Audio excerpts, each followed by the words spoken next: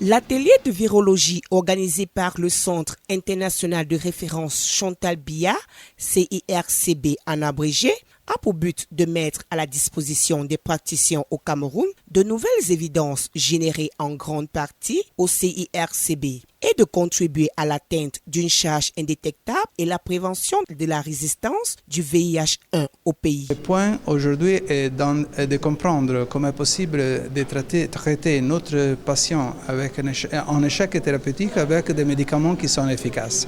Parce que nous savons que si le traitement n'est pas efficace de la deuxième et troisième ligne, à la fin, il y aura une progression immunologique, clinique et malheureusement peut-être aussi la mort. Cette rencontre, qui s'inscrit également dans le cadre du renforcement du groupe de travail national sur la résistance du VIH et du Viroforum au CIRCB, rendra opérationnel le réseau pour le monitorage de la résistance. Une plus-value pour le Cameroun.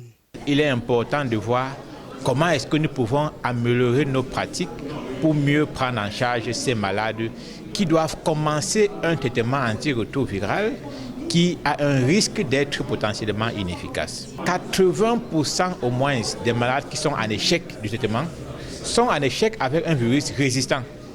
Donc en cas d'échec thérapeutique, il y a plus de 8 patients sur 10 qui sont déjà porteurs d'un virus résistant. Cependant, l'atteinte des 3,90 de l'ONU-SIDA à l'horizon 2020 reste un véritable challenge. À l'échelle nationale, 72,2% de personnes infectées ont été dépistées. 66,7% des personnes dépistées positives ont été mises sous traitement antirétroviral et 77,8% de ces dernières ont une suppression virale.